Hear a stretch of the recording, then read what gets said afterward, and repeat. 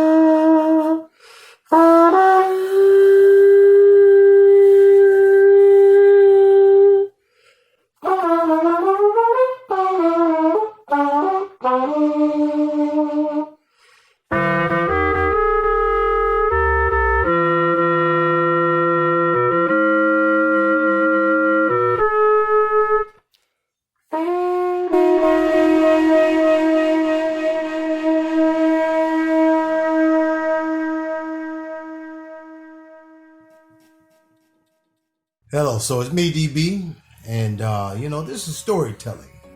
So what I want to talk about today is 2 times in my life that I ran into musicians playing microtonality.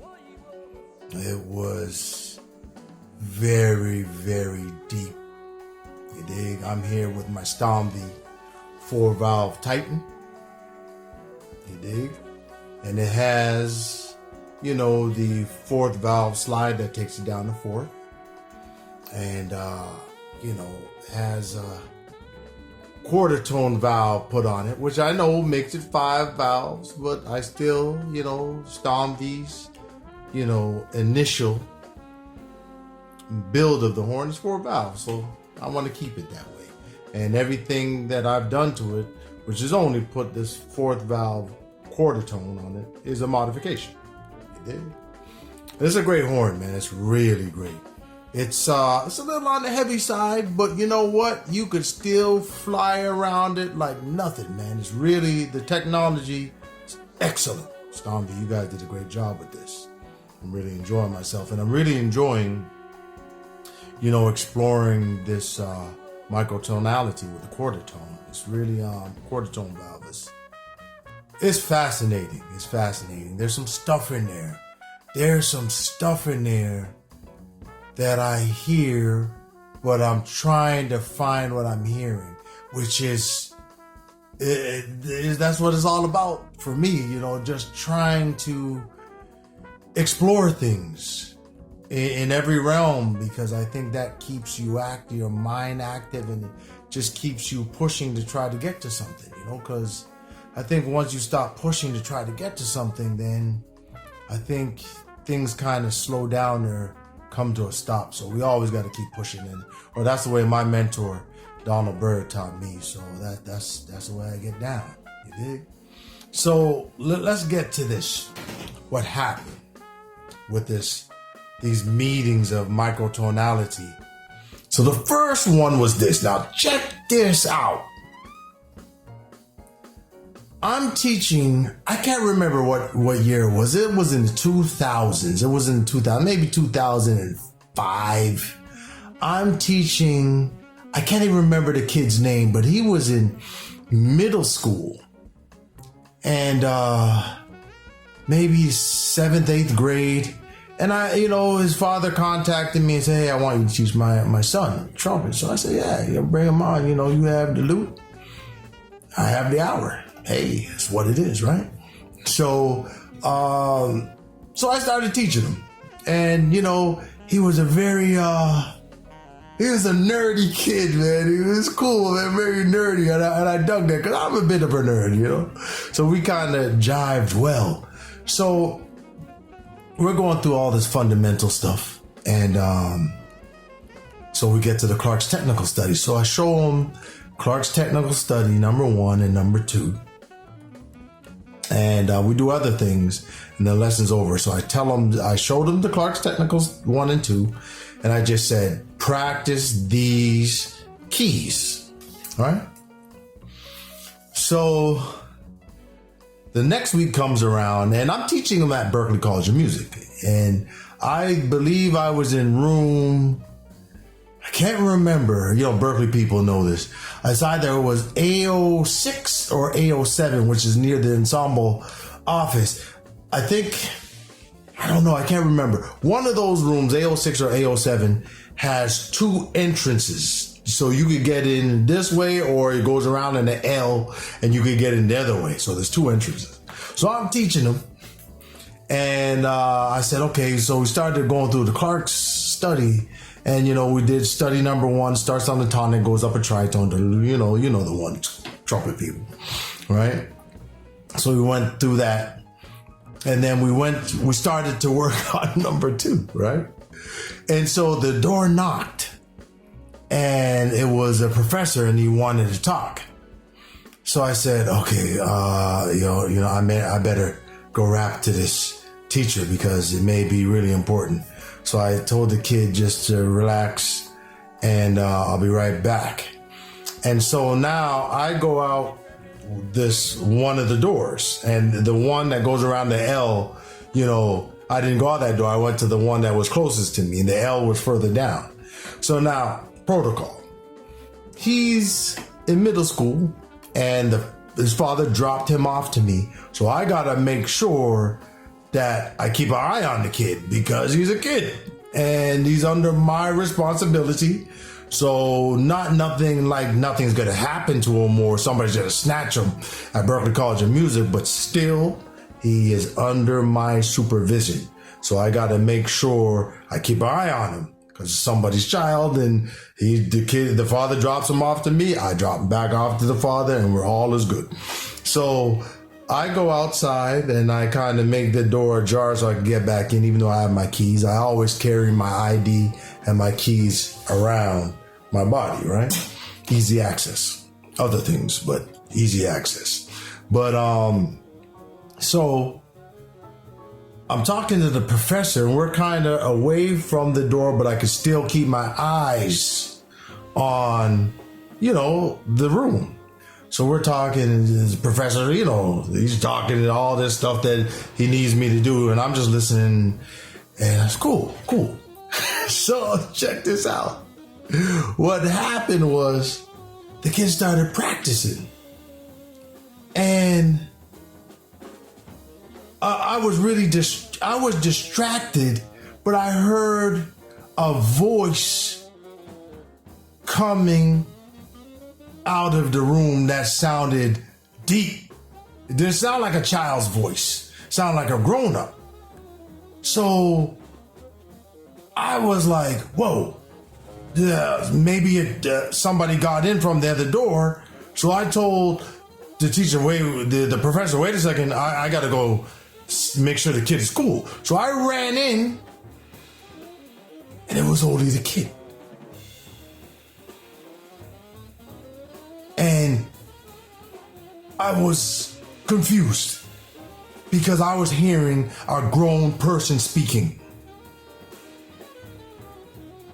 And so he was playing, and he took the horn off his face, and I'm staring at him, and he's staring at me. We're not saying nothing because I don't know what's going on, right? Because I'm here. I heard a grown man talking, and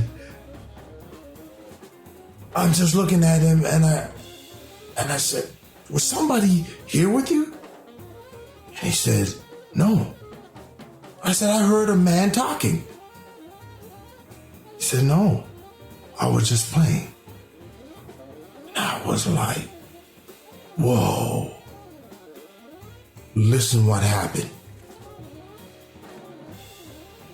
He was trying to play Clark's technical study number 2.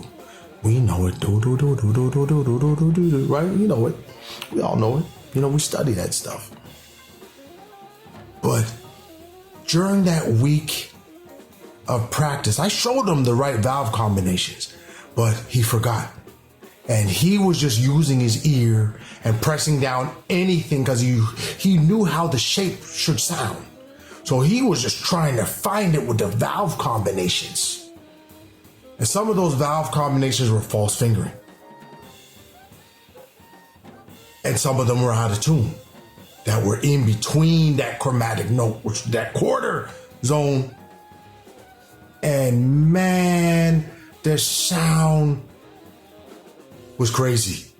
It sounded like a person talking.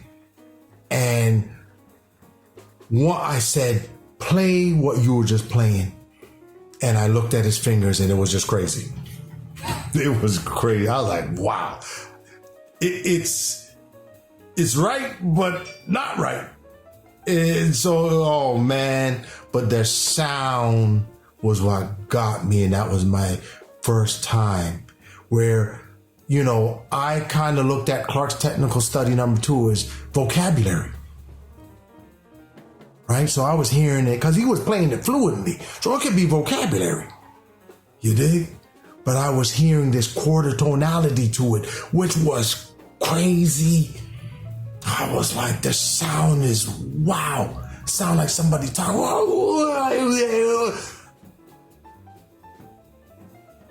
That was the first one.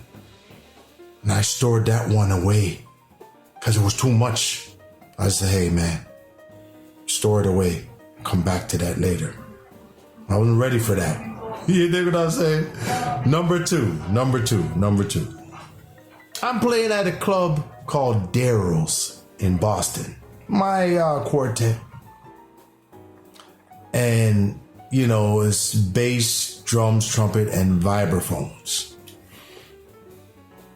You know, a rising up and coming, amazing vibraphonist, man. That is just his mind is open, man. He has so much capabilities. And I told him, I said, listen, man, his name is Simon Moulier from France. I said, man, you got a lot of stuff going on, man. Your mind is open, but don't throw all this stuff on the people too fast. They'll reject it. You ain't hearing me, but I'm talking. Sometimes when you throw all this stuff and energy at people, it's too much. And they just like, no. He's got a lot of stuff going on. And I said, easy, little by little. So this is what happened. So we're playing at Daryl's. We're hitting, man. We're going for it, right? So we played the first set. We're killing. Second set comes, you know, so we're on break. And, you know, I go to use the bathroom. I'm mingling with the people. And he did something to his vibraphones during the break. He didn't tell me. Tricky. He didn't tell me, man. Simon. He didn't tell me. So he changed some things. So I gave the cats the set. We fire it up, man. We start playing. And I heard this sound coming from the vibraphones and it shocked me. I didn't know what was going on in that club. And I wanted to stop the band, but no, I couldn't, man. We hitting. So I had to roll with it, but my ear couldn't reconcile what was going on. So, you know, at the end of the melody, I stepped back, man. You know, me and Simon are front line, front line business, man. You see a cat step off of the mic, you got it. Step off of the mic, you look at him and you nod, it's yours, take it. And he started blowing. And I was just listening to my mouth. My mouth was just like, I was like, whoa. What is go. I don't understand what I'm hearing. And so he plays and my mind is just like gone. And then I jump on it and I deal with the energy he's putting out. Hey man, we in the heat. So whatever, hey man, once we get up in there, that's it. We hitting. No matter what's coming, we're in the moment. So I say, hey man, let me deal with what this guy's throwing me. So I went up there, I dealt with it. But once that pop up, that tune ended, you dig? I was like, yo, bro, what's going on over there? And then he said, do you like it?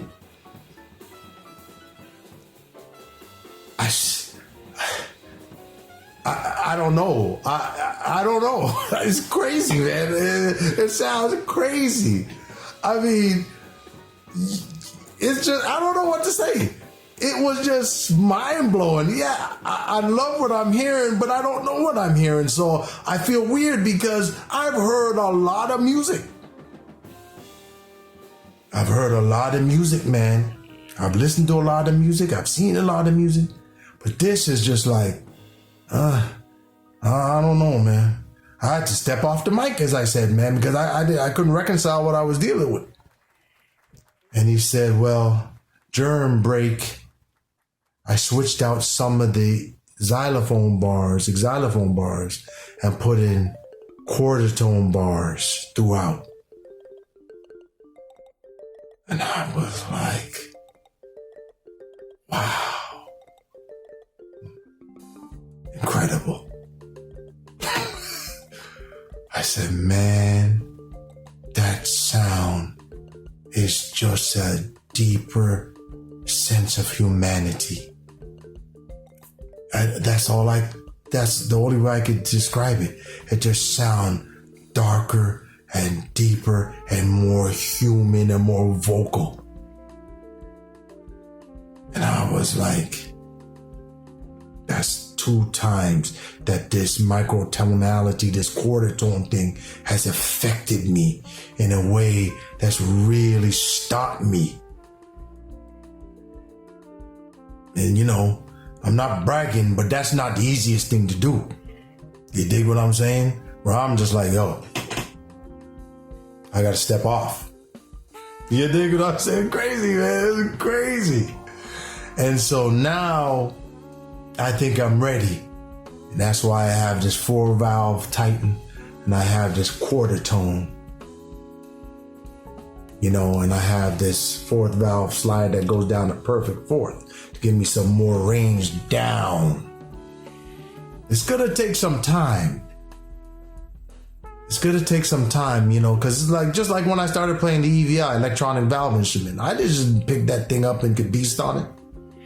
I had to practice, and it wasn't easy, man. That's not the easiest instrument to play, and you really gotta want to play it. But I love it, man. There's so much beauty in the EVI, and I really encourage people to get one and check it out, man, because it's just another way to create, man. It's all about creating. We're musicians. It's about creation. And Miles taught us, man, keep on pushing. Don't stay in one place.